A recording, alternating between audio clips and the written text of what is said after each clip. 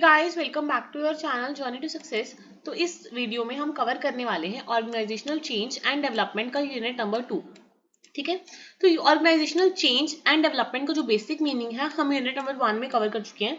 इसमें हम इंटरवेंशंस जानेंगे। जो मैंने आपको लास्ट पॉइंट में भी बताया था ना कि प्रोसेस जब हम फॉलो करते हैं ऑर्गेनाइजेशनल डेवलपमेंट का, बहुत सारी इंटरवेंशंस होती हैं जो हमें कंसीडर करनी पड़ती हैं, उनके अगेंस्ट हमें प्लान और डेलिब्रेट एक्शन लेना पड़ता है। So organisational development interventions are deliberate and plan actions और activities aimed at improving organizational effectiveness, performance and adaptability। कि अगर आपको किसी भी ऑर्गेनाइजेशन की परफॉर्मेंस, इफेक्टिवनेस और अडेप्टेबिलिटी को इंप्रूव करना है, आपको कुछ प्लान्ड एक्शंस लेने पड़ते हैं, मतलब काफी चीजों में इंटरवीन करना पड़ता है और उन्हें बेटर करना पड़ता है। सो जो इंटरवेंशंस है वो अलग अलग टाइप्स की हो सकते हैं। बेसिकली ना हमारे सिलेबस के अकॉर्डिंग हमें ओडी में 4 टाइप्स के इंटरवेंशंस को समझना है। ठीक है, एक तो है human process interventions and human resource management interventions. उसके अलावा है टेक्नो स्ट्रक्चरल इंटरवेंशंस और स्ट्रेटेजिक इंटरवेंशंस। तो मैं आपको ना पहले ओवरव्यू देती हूँ कि जो ऑर्गेनाइजेशनल डेवलपमेंट में इंटरवेंशन है ना, आप क्या करोगे, 3 हेडिंग्स बना सकते हो। Human process and development interventions, उसके बाद है techno structural interventions and strategic interventions. जो हमारी ये वाली है ना टेक्नो स्ट्रक्चरल वाली और स्ट्रैटेजिक इंटरवेंशंस, ये दोनों हमारे यूनिट 3 का पार्ट है। कि टेक्नो स्ट्रक्चरल इंटरवेंशंस क्या होती हैं और स्ट्रैटेजिक इंटरवेंशंस क्या होती हैं, ये दोनों हमारे यूनिट 3 का पार्ट है। इस यूनिट में हम ह्यूमंस के साथ ओरिएंटेड जो भी इंटरवेंशंस हैं सिर्फ उनको समझने वाले हैं। यही हमारा यूनिट नंबर 2 है। सो बेसिकली आप ये लिख सकते हो कि ऑर्गेनाइजेशनल चेंज एंड डेवलपमेंट की जब हम बात करते हैं, 3 तरह की इंटरवेंशंस होती हैं। Human process and human resource management interventions, techno structural interventions and strategic interventions. जो human process and human resource management वाली है वो हम इसमें यहाँ पे डिटेल में पढ़ लेंगे, एंड जो टेक्नो स्ट्रक्चरल एंड स्ट्रैटेजिक वाली है वो मैं यूनिट 3 में पढ़ा दूंगी। तो अगर आपको किसी भी वे में इंटरवेंशंस का क्वेश्चन आता है, आप इजीली अटेम्प्ट करके आ सकते हो।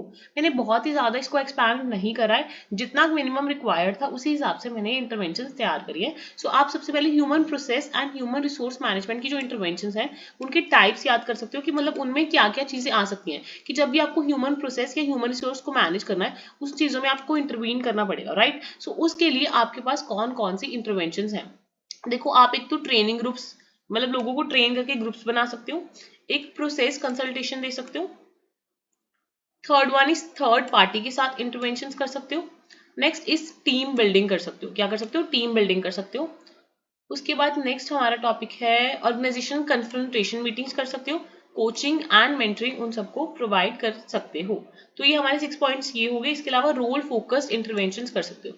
तो जब भी हम ह्यूमन प्रोसेस इंटरवेंशंस की बात करेंगे, हम 7 तरह के कंसेप्ट की बात करेंगे। जो मैंने ये वाले जो 7 कंसेप्ट लिए हैं, ये प्योरली जो आपके सिलेबस पे बेस्ड है, वही सारे 7 स्टेप्स लिए हैं, सारे 7 कंसेप्ट लिए हैं। सो जब भी हम ह्यूमन प्रोसेस इंटरवेंशंस की बात करेंगे, हम टी ग्रुप्स को समझेंगे, प्रोसेस कंसल्टेशन को समझेंगे, थर्ड पार्टी इंटरवेंशन को समझेंगे, टीम बिल्डिंग को समझेंगे, ऑर्गेनाइजेशनल एंड कन्फ्रंटेशन मीटिंग्स को समझेंगे, कोचिंग एंड मेंटरिंग को समझेंगे एंड रोल फोकस इंटरवेंशन को समझेंगे। सो आपको ये 7 हेडिंग्स लर्न करके जानी है। अगर आपको in case human process interventions पूरा का पूरा कंसेप्ट इस यूनिट में से आ जाता है, बट बहुत कम चांसेस है क्योंकि इसमें हमारा टॉपिक ही एक है, that is human process intervention. So ज्यादातर चांसेस ये है कि इनमें से जो कोई भी पॉइंटर है वो आपको डिटेल में आ सकता है। सो हमें हर एक pointer detailed question point of view से प्रिपेयर करके जाना है। So T groups, team building, process consultation, third party interventions, organisational and confrontation meetings, coaching and mentoring, role focus interventions. तो ये 7 हेडिंग्स यहाँ पे मैंने दोबारा मेंशन करी हुई है। अगर कोई चाहे तो यहाँ से ही लर्न कर सकता है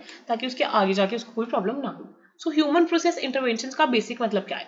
देखो, ह्यूमन प्रोसेस इंटरवेंशंस का मतलब ये है कि आप ऑर्गेनाइजेशनल डेवलपमेंट करना चाह रहे हो। सो आप ह्यूमन प्रोसेस में इंटरवीन करके चेंजेस लाने की कोशिश करो, प्लान चेंजेस ला के उनको कोशिश करो। तो जब आप ह्यूमन प्रोसेस के साथ चेंजेस लाओगे तो ऑब्वियसली जो ह्यूमंस हैं आपके ऑर्गेनाइजेशन में, उनके बीच में जो इंटरपर्सनल रिलेशन है आप उसको इंप्रूव करोगे, कम्युनिकेशन को बेटर करोगे, ग्रुप डायनामिक्स को बेटर करोगे और टीम इफेक्टिवनेस को बढ़ाओगे। सो इसमें कुछ की पॉइंट्स हैं इस ह्यूमन इंटरवेंशन के, दैट इज सबसे पहले है हमारा टी ग्रुप्स। मैंने बहुत ज्यादा इसको एक्सपैंड करके नहीं समझा है, जिसमें आपको टर्मिनोलॉजी समझा रही हूँ कि जिस भी वे में अगर आपको इंपॉर्टेंस पूछ रहा है, एग्जामिनर कुछ भी पूछ रहा है, आपको टर्म का मीनिंग क्लियर हो ताकि उसके अंदर जो पॉइंटर्स हैं वो अपने आप बना के आ सको। सबसे पहले है हमारा T groups, that is training groups. सबसे पहले आप ट्रेनिंग ग्रुप समझोगे, मतलब आपको पता है कि आपके ऑर्गेनाइजेशन में लोग पार्टिसिपेट कर रहे हैं, तो आप उनके अंदर ट्रेनिंग्स को एनहांस करोगे। आप एक्सपेरिमेंटल लर्निंग मेथड यूज करोगे, जिसमें आप क्या करोगे, छोटे छोटे फैसिलिटेटेड ग्रुप्स बनाओगे जहां पे पार्टिसिपेंट्स अपने आप बिहेव करते हैं। मतलब अपने इंटरपर्सनल डायनामिक्स को समझते हैं और अपने आप के लिए सेल्फ अवेयरनेस गेन करते हैं और अपनी अपनी इंटरपर्सनल स्किल्स पर काम करते हैं और उनको डेवलप करने की कोशिश करते हैं bye enhancing there communication and collaboration. So training group या टी ग्रुप क्या है? आप एक्सपेरिमेंटल लर्निंग मेथड है। T group is an experimental learning method जहाँ पे आप इंडिविजुअल्स की सेल्फ अवेयरनेस बढ़ाते हो, उनकी इंटरपर्सनल स्किल्स बढ़ाते हो और ग्रुप डायनामिक्स पे फोकस करते हो। सो पार्टिसिपेंट्स अपने आप एक्टिविटीज करते हैं, डिस्कशन करते हैं, फीडबैक सेशन करते हैं और एक दूसरे के बिहेवियर्स, एटीट्यूड्स एंड इंटरेक्शंस को समझने की कोशिश करते हैं ताकि उनके अंदर एम्पैथी डेवलप हो पाए, कम्युनिकेशन स्किल्स डेवलप हो पाए, वो ग्रुप डायनामिक्स को समझ पाए। ताकि अगर ये सब समझ लेंगे तो इंटरपर्सनल रिलेशंस अच्छे हो जाएंगे, लीडरशिप डेवलप होगी और टीम वर्क अच्छा होगा। सो ट्रेनिंग ग्रुप बेसिकली मतलब है एक्सपेरिमेंटल लर्निंग मेथड जो जब भी स्मॉल ग्रुप्स आपस में पार्टिसिपेट करके एक दूसरे को समझने की कोशिश कर रहे हैं। So this is the one concept which is first related with the human process interventions. इसके बाद हमारा सेकेंड स्टेप है प्रोसेस कंसल्टेशन। क्या है प्रोसेस कंसल्टेशन? इसका मतलब है a consultant working closely with individuals, teams and the entire organisation to improve the problem solving, decision making and communication process.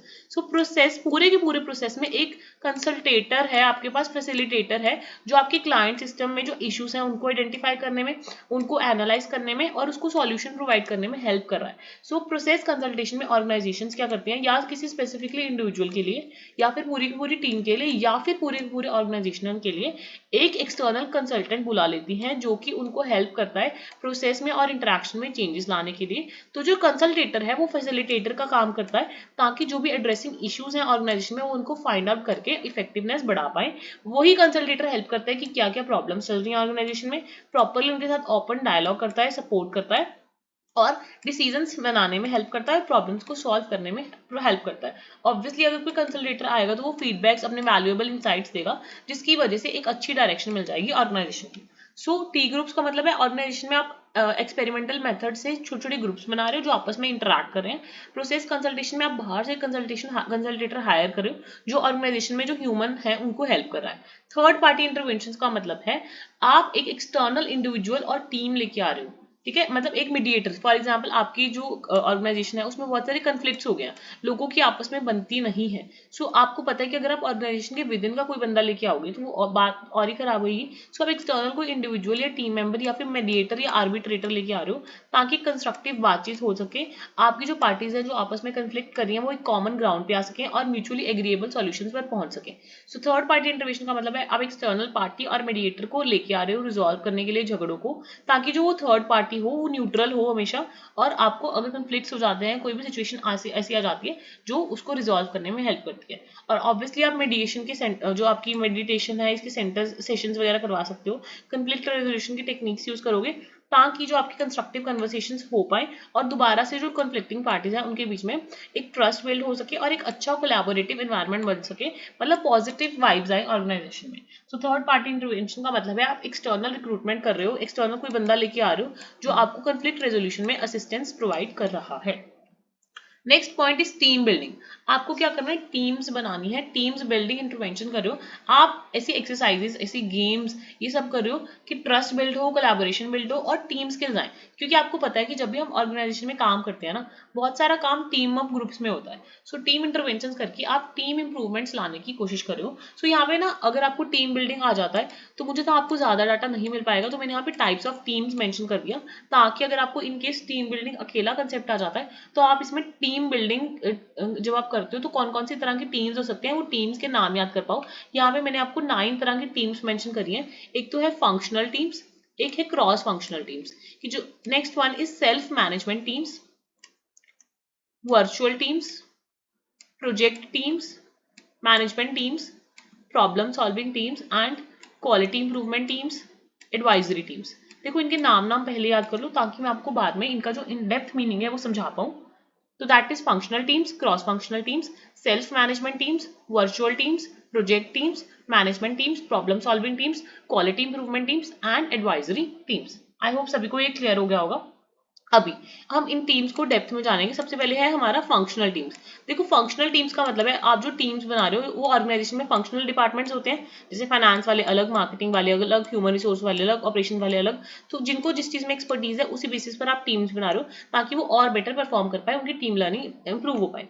Cross functional का मतलब है आप अलग अलग फंक्शंस के मिक्स मैच करके टीम्स बना रहे हो ताकि उनका जो कोऑर्डिनेशन है और कम्युनिकेशन है वो आपस में बेटर हो सके। सो आप इसमें फंक्शंस को क्या करो, आपस में क्रॉस करो ताकि उनका पूरी ऑर्गेनाइजेशन के साथ लिंक रहे, ना कि सिर्फ अपनी फंक्शनल टीम के साथ। ठीक है, आई गेस सभी को functional and cross functional teams का जो कंसेप्ट है वो अच्छे से समझ आ गया होगा। Next one is self managed teams. Self manage teams का मतलब है वो वाली टीम्स जो अपने आप अपनी रिस्पॉन्सिबिलिटी लेके ऑटोनॉमी के साथ और ऑनरशिप ओवर वर्क के साथ काम करिए, मतलब अपने आप को मैनेज करिए। वर्चुअल टीम्स का मतलब है आपको पता है कई लोग बहुत दूर दूर जियोग्राफिकली डिस्पर्स्ड होते हैं, तो जो आप टीम्स बना रहे हो वो आप ऑनलाइन बना रहे हो और जो उन टीम्स के बीच में कम्युनिकेशन हो रहा है that is with the help of digitalisation और जो टेक्नोलॉजी है उनके साथ उनकी आपस में कन्वर्सेशंस हो रही हैं। ठीक है, आपको क्लियर हो गया। इसमें हम क्या करते हैं वर्चुअल टीम्स में जो पीपल हैं वो जियोग्राफिकली डिस्पर्स होते हैं, सो उनके बीच में कोलैबोरेशन एनहांस करने के लिए आप उनको कनेक्ट कर रहे हो थ्रू द टेक्नोलॉजी और द डिजिटल कम्युनिकेशन, ताकि वो डिफरेंट डिफरेंट टाइम जोन में हो तो आपस में वीडियो कॉन्फ्रेंसेस के थ्रू, इंस्टेंट मैसेजिंग के थ्रू या शेयर डॉक्यूमेंट्स के थ्रू आपस में कोलैबोरेट कर पाए। ठीक है, उसके बाद है प्रोजेक्ट टीम्स। आपने प्रोजेक्ट्स दे दिए, स्पेसिफिकली प्रोजेक्ट्स असाइन कर दिए, तो उन प्रोजेक्ट्स को करने के लिए अलग अलग स्किल्स चाहिए और एक्सपर्टीज चाहिए। सो आपने प्रोजेक्ट वाइज टीम्स को वो कर दिया, डिस्ट्रीब्यूट कर दिया एंड आपने डिफाइन कर दिया कि प्रोजेक्ट अब से स्टार्ट है और ये आपकी एंड डेट है। सो लोग आपस में इंडिविजुअल्स मिलकर different different skills and expertise के साथ वो प्रोजेक्ट पूरा करने की कोशिश करें। Next is management teams. इसमें यूजुअली जो टॉप लेवल एग्जीक्यूटिव्स और मैनेजर्स होते हैं उनको कंबाइन करा जाता है ताकि वो ऑर्गेनाइजेशन की स्ट्रैटेजीज बना पाए। नेक्स्ट क्या ये हो सकता है, आपने कोई प्रॉब्लम दे दी, आपने उनको बोला कि प्रॉब्लम को आपको सॉल्व करना है। सो प्रॉब्लम सॉल्व करने के लिए आपने उस बेसिस में प्रॉब्लम के चैलेंजेस वगैरह देके उनको प्रॉब्लम सॉल्व करने का काम दे दिया ताकि वो आपस में मिलके ब्रेनस्टॉर्मिंग करे, उस प्रॉब्लम के रूट के कॉजेस फाइंड करे और डिसीजंस बनाए। सो उसके अलावा क्वालिटी इंप्रूवमेंट टीम्स आपने बना दी कि क्वालिटी में इंप्रूवमेंट्स लाने के लिए आपने टीम्स दे दी, उनको टाइम पीरियड दे दिया कि आपको क्वालिटी इंप्रूव करनी है, आपको एरियाज ऑफ इंप्रूवमेंट्स फाइंड करने हैं। नेक्स्ट एडवाइजरी टीम्स, कि आपने उनको बोला कि आप टीम्स में बढ़ जाओ और आप इस इश्यूज में एडवाइस करो ताकि हमें पता लगे कि आप कैसे आपस में इंटरग्रुप में काम कर रहे हो। सो अभी तक हमने टीम थर्ड पार्टी इंटरवेंशन पढ़ लिया, उसमें हमने प्रोसेस कंसल्टेशन पढ़ लिया एंड टी ग्रुप ट्रेनिंग पढ़ लिया। टी ग्रुप का मतलब हमने छोटे छोटे ट्रेनिंग ग्रुप्स बना दिए जो आपस में एक्सपेरिमेंटल मेथड्स के साथ इंटरेक्ट करें। प्रोसेस कंसल्टेशन में आपने कंसल्टेटर हायर कर लिया जो आपको हेल्प कर रहा है। थर्ड पार्टी इंटरवेंशन में आपने एक्सटर्नल इंडिविजुअल हायर किया जो कि एक मीडिएटर और आर्बिट्रेटर का काम करता है in the case of conflict between the parties within the organisation. Team building में आप क्या करो, टीम्स में डिवाइड करो ताकि टीम्स में अच्छा communication, trust, collaboration and problem solving skills बन सके। तो इसमें हमने बेसिकली 9 तरह की टीम्स पढ़ी हैं। अगर आपको टीम बिल्डिंग लेंथी आ जाता है, functional teams, cross functional teams, self management teams, virtual teams, project teams, management teams, problem solving teams, quality improvement teams and advisory teams. ठीक है, उसके बाद हमारे 3 टॉपिक्स बच जाते हैं इसमें, ह्यूमन रिसोर्स इंटरवेंशन में या ह्यूमन प्रोसेस इंटरवेंशन में, that is organisational confrontation meeting. कि ऑर्गेनाइजेशन में कन्फ्रंटेशन मीटिंग क्या होती है। आपको पता है कि जब भी मीटिंग होएगी तो लोग आपस में मिलेंगे। सो कन्फ्रंटेशन मीटिंग का मतलब है एक structured intervention where members of an organisation come together to open discussly the issues, conflicts and concerns. So पूरी की पूरी ऑर्गेनाइजेशन में जो लोग हैं वो आपस में आके कन्फ्रंट कर रहे हैं और ओपनली बातचीत कर रहे हैं कि क्या क्या इश्यूज हैं, क्या क्या मुद्दे हैं, क्या क्या लड़ाई झगड़े हैं, वो सब एक कॉमन प्लेटफॉर्म में आके ऑर्गेनाइजेशन की जितने भी चैलेंजेस हैं उनको एड्रेस कर रहे हैं। एक ओपन कम्युनिकेशन का एनवायरनमेंट बना हुआ है और सारे मिलकर कलेक्टिवली सॉल्यूशंस ढूंढने की कोशिश कर रहे हैं। ठीक है, नेक्स्ट पॉइंट इज कोचिंग या मेंटरिंग। तो हमें पता है कि अगर हमें इंडिविजुअल्स के ऊपर फोकस करना है हम उनको कोच भी कर सकते हैं, हम उनको मेंटर भी कर सकते हैं। तो यहाँ पे मैंने बेसिकली कोचिंग और मेंटरिंग आपको डिफरेंस समझाया है। कोचिंग क्या होता है, 1-on-1 पर्सनल रिलेशनशिप बनता है कोच और इंडिविजुअल के बीच में। इसमें हम इंडिविजुअल का पर्सनल डेवलपमेंट भी करते हैं और प्रोफेशनल डेवलपमेंट भी करते हैं। और ऑन द अदर हैंड जो मेंटरिंग है उसमें a more experience person guiding and supporting the growth and development of a less experienced individuals. और मेंटरिंग में भी एक ज्यादा एक्सपीरियंस वाला दूसरे को गाइड कर रहा होता है। कोचिंग में तो प्रॉपर 1-to-1 रिलेशन होता है, वो हर एक चीज बता रहा होता है। मेंटरिंग में ये एक तरह से ये होगा कि जैसे आपको अगर कुछ भी चाहिए ना आप मेरे से पूछ सकते हो कि मेरे पास आपसे ज्यादा एक्सपीरियंस है तो आपको अगर कुछ भी पूछना है तो आप मेरे से मेंटरिंग ले सकते हो। सो कोचिंग एक ज्यादा एक इंडिविजुअल के ऊपर प्रॉपर फोकस करके ये काम किया जाता है। तो फोकस क्या है, जो कोचिंग है वो personal personal improvement and professional improvement, मतलब प्रॉपर परफॉर्मेंस इंप्रूवमेंट के लिए वन ऑन वन रिलेशनशिप है। सो एक करंट एंड डिजायर्ड परफॉर्मेंस के बीच में जो कोची है वो आपको जो गैप है उसको कम करने की कोशिश करता है। और ऑन द अदर हैंड जो मेंटरिंग है उसमें ओवरऑल डेवलपमेंट होती है। इसमें एक मेंटर होता है और एक मेंटी होता है, including the career growth, personal development and brother professional journey. तो रिलेशनशिप डायनामिक है, उसमें क्या है, कोचिंग में कौन कौन से रिलेशन बनेंगे, एक कोच होएगा और एक कोची होएगा। मतलब इनके बीच में जो रिलेशनशिप है वो टाइम बाउंड होती है और एग्रीमेंट के ऊपर बेसिस होती है कि हम इतने टाइम में हम आपको इतनी ट्रेनिंग दे देंगे, ठीक है। और ऑन द अदर हैंड जो मेंटी होता है और मेंटरिंग होती है, इसमें रिलेशनशिप होती है इनफॉर्मल। सो कोचिंग में रिलेशनशिप या स्ट्रक्चर कैसा होता है, फॉर्मल एंड स्ट्रक्चर, और इसमें क्या होता है, इनफॉर्मल। और ऐसे इसमें कोई स्पेसिफिक टाइम पीरियड नहीं होता कि कितने टाइम के लिए वो आपके मेंटर के तौर पे एक्ट करेंगे। यहाँ पे गाइडेंस एंड विजडम का ऐसे कोई स्पेसिफिकली टाइम नहीं होता है। Next is expertise and experience. जो कोच होता है वो प्रॉपर अपनी कोचिंग टेक्निक्स यूज करता है, प्रॉपर मेथोडोलॉजीज यूज करता है उनको ट्रेन करने के लिए। They may not have direct experience in coaches field, but उनको स्किल्स इतनी ज्यादा होती है कि उनको समझ आ जाता है कि उसका पोटेंशियल कैसे अनलॉक करना है। और ऑन द अदर हैंड जो मेंटर्स होते हैं वो बहुत ही हाईली एक्सपीरियंस होते हैं, वो जस्ट आपको गाइड कर देंगे कि हाँ आप यहाँ गलत कर रहे हो या सही करो। उनके पास अपना खुद का एक्सपीरियंस होता है मेंटर के पास, उन्होंने अपने लेसन लर्न किए होते हैं। जो कोच है उसका ऑब्वियसली मैंने आपको बताया एक प्रॉपर कॉन्ट्रैक्ट होता है कि मैं आपको इतने टाइम के लिए कोचिंग दूंगा। So, उसमें एक स्पेसिफिक स्कोप एंड ड्यूरेशन होती है, आपको पता है कि आपको इतने टारगेट में इतना टाइम फ्रेम में ये सब चीजें अचीव करनी है। और ऑन द अदर हैंड जो मेंटरिंग है उसमें ऐसा कोई टाइम फ्रेम नहीं होता, लॉन्ग टर्म रिलेशनशिप होती है। आप ये एक्सटेंडेड पीरियड के लिए होते हैं। इवन कभी कभी तो क्या होता है उसके इंटायर करियर में जो मेंटर है उसको गाइड करता है उसकी प्रोफेशनल जर्नी में। So one of the element was coaching and mentoring. मैं आपको इजी लैंग्वेज में एक बार इसका फर्क बता देती हूँ। कोचिंग में क्या होता है, वन टू वन रिलेशनशिप होता है, और मेंटरिंग के बीच में मेंटर और मेंटी के बीच में ऐसा कोई टाइम फ्रेम डिसाइडेड नहीं होता। कोचिंग में एक प्रॉपर टाइम फ्रेम डिसाइडेड होता है कि इतने टाइम में हम आपको इतना सिखाएंगे बेसिकली, बाकी थोड़ा बहुत वेरिएशन हो जाता है। पर मेंटरिंग में कई बार ये होता है कि कभी कभी तो आपको लाइफ टाइम मेंटर करते रहते हैं कि हाँ आपको ऐसे करना है, वो आपको हर एक चीज ऑब्जर्व नहीं करेंगे। कोचिंग में तो आपको वो वन टू वन एग्जैक्ट चीजें बता रहे हैं, आपके ऊपर ही फोकस है। पर मेंटरिंग के बीच में अगर आपको कभी भी गाइडेंस चाहिए आप अपने मेंटर के पास जा सकते हो। अभी लास्ट टॉपिक है इस यूनिट का, that is role focused interventions. कि कई बार क्या होता है जो आपस में लोग काम कर रहे हैं ना, उन्हें अपनी roles and responsibilities and expectations within the organisation वही नहीं क्लियर होती। सो कई बार ऑर्गेनाइजेशन को इंटरफेयर करना पड़ता है रोल फोकस में कि रोल क्या है उनका। So role focused intervention aims to clarify the roles, responsibilities and expectations within an organization. So this intervention may include role negotiation, role clarification, role analysis, ताकि जो रोल की ambiguity है वो कम हो पाए। So रोल के रिलेटेड क्या क्या चैलेंजेस हैं जिनको ऑर्गेनाइजेशन को सुधारना पड़ सकता है, तो मैंने यहाँ पे हेडिंग्स बना दी हैं। टोटल यहाँ पे हम 7 हेडिंग्स पढ़ेंगे। दैट इज सबसे पहले role ambiguity, role overload, role conflict, role underutilisation, role insufficiency, role transition and inter role conflict. आपको ये 7 की 7 हेडिंग लर्न करके जानी है, क्योंकि आपको पता है कि जब भी रोल रिगार्डिंग प्रॉब्लम्स होती हैं तो रोल के रिगार्डिंग बहुत सारे चैलेंजेस हो जाते हैं। एम्बिग्विटी का मतलब होता है लोगों को क्लियर ही नहीं है उनका रोल क्या है, उनकी रिस्पॉन्सिबिलिटी क्या है। एम्बिग्विटी का मतलब अनक्लियरेंस, कि उनको कन्फ्लिक्ट है कि ये उनका काम है भी या नहीं।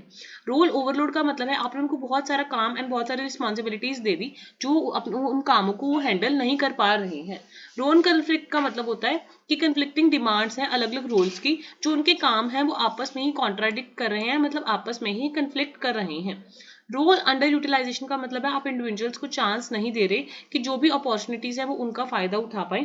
तो जो उनको काम असाइन हुआ है वो बहुत ही ज्यादा बोरिंग है, अनचैलेंजिंग है और अंडर वैल्यूड है, जिसकी वजह से उनकी जो मोटिवेशन है और जॉब सेटिस्फैक्शन है वो कम हो रही है। सो हमने रोल एम्बिग्विटी पढ़ लिया, मतलब उनको रोल क्लियर नहीं है। रोल ओवरलोड पढ़ लिया, मतलब उनके पास बहुत ही ज्यादा काम असाइंड है।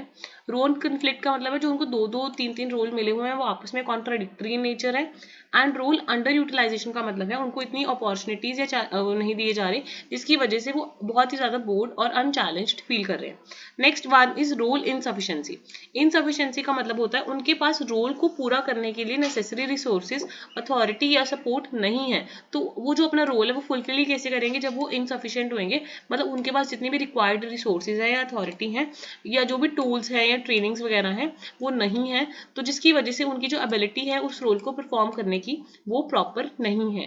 नेक्स्ट इज रोल ट्रांजिशन, कि जब भी इंडिविजुअल चेंजेस लाने की कोशिश करता है, ट्रांजिशन करने की कोशिश करता है, तो जब रोल चेंज होता है, जब किसी का रोल आपस में ट्रांसफर होगी या किसी की प्रमोशन होगी या किसी को कोई नई असाइनमेंट दे दी, तो रोल्स में ट्रांजिशंस आएंगे, तो बहुत सारे चेंजेस आने की वजह से बहुत सारी डिफिकल्टीज आती हैं और टाइम लगता है न्यू एक्सपेक्टेशंस को, न्यू स्किल्स को एक्वायर करने में और दोबारा से वो काम सीखने में। Next is inter role conflict. Sometimes क्या होता है, इंडिविजुअल में बहुत सारे मल्टीपल रोल्स होते हैं पर्सनल एंड प्रोफेशनल लाइफ में, तो कई बार इंटर रोल कन्फ्लिक्ट आ जाता है क्योंकि कंपीटिंग डिमांड्स होती हैं जिसकी वजह से सेटिस्फैक्ट्री बैलेंस मेंटेन कर पाना डिफरेंट रोल्स में वो डिफिकल्ट हो जाता है। सो अभी तक हमने ये जाना कि रोल फोकस इंटरवेंशंस क्या क्या हो सकती हैं, और जब भी हम रोल की बात करते हैं क्या क्या चैलेंजेस हो सकते हैं। सो बेसिकली 7 चैलेंजेस हो सकते हैं रोल फोकस में। एक तो role ambiguity, role overload, role conflict, role underutilisation, role inefficiency, role transition and inter role conflict. ठीक है, इतना क्लियर हो गया। नेक्स्ट, ह्यूमन प्रोसेस को इंटरवेंशन करने के लिए देखो, अभी हमने human process and human resource intervention पढ़ा। सो हमें मेन क्या करना है, इंडिविजुअल की काबिलियत को बढ़ाना है और ग्रुप की इफेक्टिवनेस को बढ़ाना है ताकि जो ऑर्गेनाइजेशन है प्रॉपर उसमें इंप्रूवमेंट आ पाए। सो आई होप अभी तक आपको यूनिट नंबर 2 प्रॉपर क्लियरली समझ आ गया होगा। बट ना आपकी बुक्स में कुछ एक्स्ट्रा टॉपिक्स दे रखे हैं, सो वो भी एग्जाम पॉइंट ऑफ व्यू से इंपॉर्टेंट है। हालांकि वो एग्जैक्टली आपके सिलेबस का पार्ट नहीं है, बट वो इनबिल्ट टॉपिक्स हैं, वो भी आपके सिलेबस का पार्ट है। तो जो ये वाले टॉपिक्स है ना, ये जस्ट हम क्विक एक ओवरव्यू सा लेंगे ताकि आपका कोई भी टॉपिक मिस ना हो। सो एक्स्ट्रा टॉपिक का जस्ट हमें एक क्विक रिव्यू लेना है ताकि इन केस अगर कोई क्वेश्चन आ जाता है हम बिल्कुल ब्लैंक ना हो, हमें बेसिक आइडिया मिला हो इन बेसिक टॉपिक्स का। ठीक है, I have covered them because I don't want कि आपको कोई भी टॉपिक किसी भी यूनिट में से मिस हो। सो देखो, एक्स्ट्राज में हमारा फर्स्ट टॉपिक है मैनेजमेंट बाय ऑब्जेक्टिव्स। मतलब जो हम मैनेजमेंट फिलॉसफी अडॉप्ट कर रहे हैं उसमें हमारा मेन फोकस क्या है, हमारे स्पेसिफिक गोल्स के ऊपर, ऑब्जेक्टिव्स के ऊपर। और हम हमेशा ये ट्राई करेंगे जो individual goals and team goals हैं उनको ऑर्गेनाइजेशन के ओवरऑल गोल्स के साथ अलाइन करें। सो की पॉइंट्स क्या है, मैनेजमेंट बाय ऑब्जेक्टिव्स। एमबीओ क्या है, मैनेजमेंट बाय ऑब्जेक्टिव्स। सो इसके की पॉइंट्स क्या है, हम जब मैनेजमेंट बाय ऑब्जेक्टिव्स करते हैं हम प्रॉपर गोल्स सेट करते हैं। जो गोल्स हैं वो स्मार्ट होने चाहिए। स्मार्ट का मतलब है specific, measurable, achievable, relevant and time bound. Proper हम एक्टिव पार्टिसिपेशन सबसे एंगेज करवाते हैं। कास्काडिंग ऑब्जेक्टिव्स करते हैं, मतलब हम सबसे पहले higher level of organisational goals to individual goals, ऐसे उनकी कास्काडिंग करके चलते हैं कि सारे के सारे ऑब्जेक्टिव्स पूरे हो रहे हैं। हायर प्रायोरिटी वाले ऊपर, उसके बाद नीचे नीचे ऐसे अलग अलग प्रायोरिटी वाले। उसके बाद प्रॉपर हम ऑब्जेक्टिव्स की परफॉर्मेंस को मॉनिटर करते हैं। Proper performance appraisal and feedback लेते हैं। परफॉर्मेंस का इंप्रूवमेंट चेक करते हैं कि परफॉर्मेंस इंप्रूव हो भी रही है या नहीं। जब भी MBO that is management by objectives होती है, कम्युनिकेशन बहुत ही ज्यादा क्लियर होती है और मोटिवेशन एंड अकाउंटेबिलिटी के साथ चलते हैं। ये वाले टॉपिक्स हम थोड़ा सा फास्टली करने वाले हैं क्योंकि जस्ट हमें ओवरव्यू चाहिए इनका। Number 1 is management by objectives. MBO क्या है, मैनेजमेंट बाय ऑब्जेक्टिव्स है, जिसमें हम गोल सेटअप करते हैं और लोगों से पार्टिसिपेट करवाते हैं। मतलब मेन हम हमारी परफॉर्मेंस पे फोकस करते हैं, ओपन एंड क्लियर कम्युनिकेशन करते हैं, मोटिवेशन एंड अकाउंटेबिलिटीज को कंसीडर करते हुए चलते हैं। Next one is Johari's window. ये आपका एक और टॉपिक है। जॉहरीज विंडो का मतलब है कि इंडिविजुअल को अपने बारे में कितनी अवेयरनेस है और उसकी इंटरपर्सनल रिलेशनशिप्स कैसी हैं। सो ये जौहरी जो विंडो है ये जोसेफ एंड हैरी ने दी थी, इस वजह से दोनों के नाम, फर्स्ट नेम को कंबाइन करके जौहरी विंडो बना। तो ये फ्रेमवर्क में कुछ की अप्रोचेज हैं।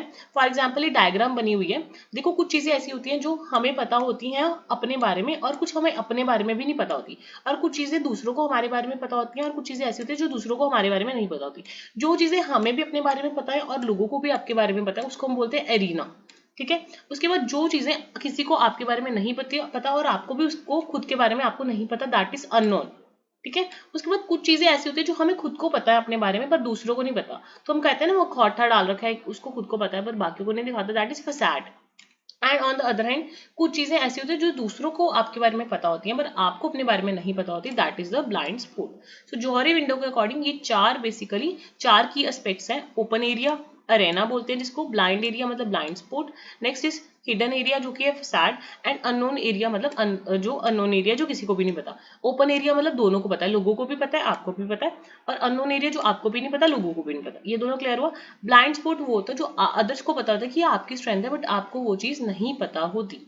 ठीक है, और हिडन एरिया मतलब जो आपको पता है पर दूसरों को नहीं पता, वो आप बेशक इंटेंशनली प्राइवेट रख रहे हो क्योंकि आपकी कुछ फियर्स हैं या इनसिक्योरिटीज वगैरह है। सो जौहरी विंडो मतलब दो लोगों के नाम से बना है, उनकी फर्स्ट नेम लेके Joseph and Harrington. So Joseph जो जौहरी विंडो है उसका बेसिकली मतलब है आपको सेल्फ अवेयरनेस और इंटरपर्सनल रिलेशंस को क्या करना है, इंप्रूव करना है। क्लियर हो गया ये भी topic. Next is transactional analysis. जो ट्रांजैक्शनल एनालिसिस है ना, ये एक साइकोलॉजिकल थ्योरी है जो कि एरिक बर्न ने डेवलप करी थी। इसमें इंटरेक्शंस बताई थी ह्यूमंस के बीच में। सो बेसिकली जब भी हम ट्रांजैक्शनल एनालिसिस पढ़ते हैं, हम ना ये वाली डायग्राम्स को पढ़ते हैं ट्रांजैक्शनल एनालिसिस में, जो मैंने आपको ये टाइप्स ऑफ ट्रांजैक्शंस यहाँ पे बताया है। सो बेसिकली जब भी हम ट्रांजैक्शनल एनालिसिस देखेंगे, उसमें ये टीए थ्योरी में, ट्रांजैक्शनल एनालिसिस थ्योरी में ये प्रपोज करा गया है कि 3 तरह की ईगो स्टेट्स होती हैं, एडल्ट, पेरेंट एंड चाइल्ड। तो adult state, parent stage, adult stage and child stage, ये तीनों तरह की ईगो हो सकती है। मतलब पेरेंट ईगो हो सकती है, एडल्ट ईगो हो सकती है और चाइल्ड ईगो हो सकती है।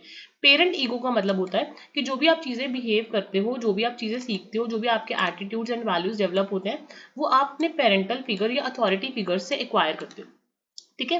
एडल्ट ईगो का मतलब है आप धीरे धीरे प्रेजेंट रियलिटी से सीख के चीजों को लॉजिकली, रैशनल थिंकिंग करके और डिसीजन मेकिंग एबिलिटी एनहांस करके उन चीजों को सीखते हो, मतलब आप खुद डेवलप करते हो।